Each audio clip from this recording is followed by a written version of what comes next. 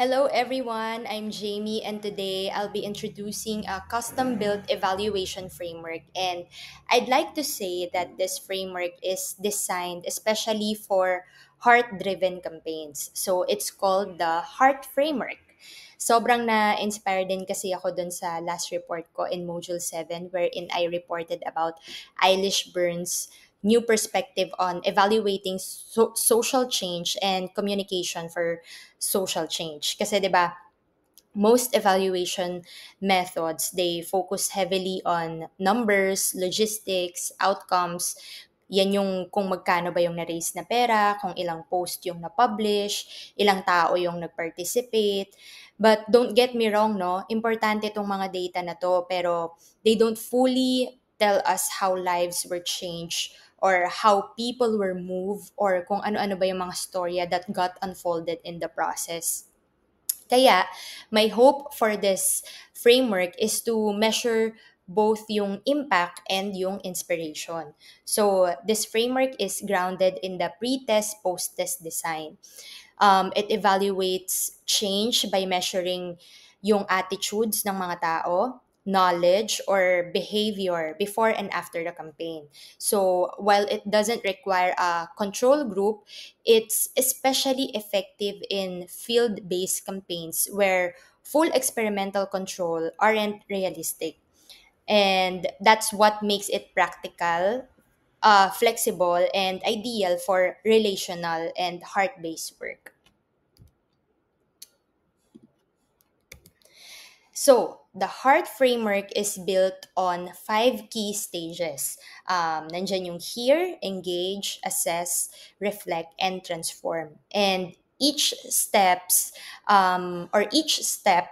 aligns with the process of running and evaluating a values-driven campaign, starting from listening to our audience all the way to transforming yung mga natutunan natin into action.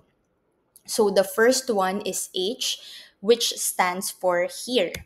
So this is where we conduct a pre-test. We gather data before the campaign begins. So we ask, what do people already know? How do they feel about the issue? Or ano-ano ba yung mga yung motivation nila to engage? So, bakit nga ba mahalaga to? Mahalaga to because it gives us a baseline, a starting point to compare later results. Kasi kung wala tayong starting point, hindi natin mamimeasure how far we've come. Next is E for engage. This is the implementation phase. Ito na yung puso ng campaign when the campaign reaches out to its audience. So, this includes yung messaging, activities, social media engagement, and yung volunteer and donor mobilization. So, bakit natin kailangan isali to? Because we need to document what was done. Because understanding how the campaign was rolled out helps us later identify kung ano yung mga strategies na may impact talaga. Next is A for assess. After the campaign, we go back to the same audience and conduct a post-test. Dito naman, we collect data after the campaign to see kung ano ba yung mga nagbago. We compare it with our pre-test findings and ask, may nagbago ba sa attitudes or behavior? Did people take action? Nag-donate ba sila? Or did they got involved? This is where we start seeing yung outcomes. Why is this included? Kasama to because it allows us to measure the actual impact of the campaign and see if anything truly changed. Next is R for reflect. Here, we analyze naman yung data.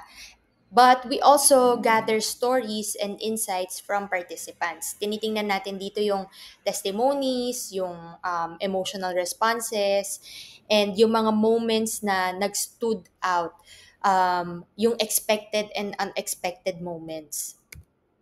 So, bakit natin kailangan isama to? Because behind every statistic is a story. Reflection gives meaning to metrics and it honors yung boses ng mga pinaglilingkuran natin. And finally, we have T for transform. This is the learning stage naman. In this Final phase, we take everything we've seen, heard, learned, and use it to make things better. We ask, what worked well? Ano yung mga kailangan pa natin i-improve? Paano pa natin magagawang mas inclusive, impactful, and sustainable yung mga future campaigns? And bakit mahalaga to? Because an evaluation is only as useful as the action it inspires. This is where we grow and get better. So to summarize, the HEART framework is here, listen through baseline data, ito yung pre-test, engage, implement campaign strategies, assess, measure changes after the campaign, ito yung post-test, reflect, analyze stories and deeper insights, transform, turn learnings into action. So that's it. That's the HEART framework, and thank you all for listening.